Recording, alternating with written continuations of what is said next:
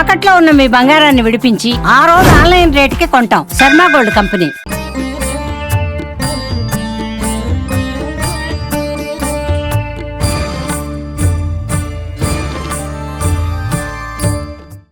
Suman TV, నేను జగదీష్ సోముల.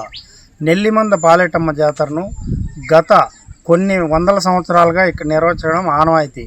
కలికిరి జాతర అనంతరం ఇక్కడ పాలేటమ్మ జాతర నిర్వహిస్తారు. గతంలో ఒకే విధంగా నిర్వహించిన ఇప్పుడు 2 విధాలుగా నిర్వహిస్తున్నారు. ఇందులో మొదటి విడతగా కొన్ని గ్రామాలు నిర్వహిస్తారు.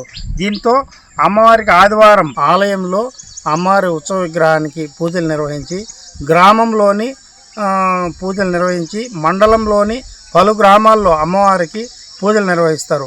పూజల అనంతరం తిరిగి ఆదివారం అమ్మవారి ఆలయానికి తీసుకొచ్చి అక్కడ పూజలు నిర్వహించి జాతర స్టార్ట్ అవుతుంది.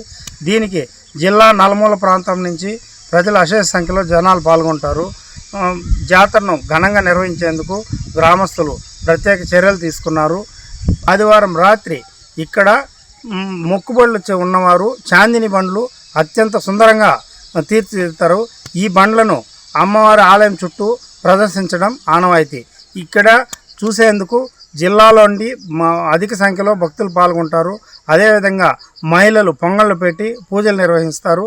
సాయంత్రం ప్రత్యేకంగా జాతరను నిర్వహిస్తారు.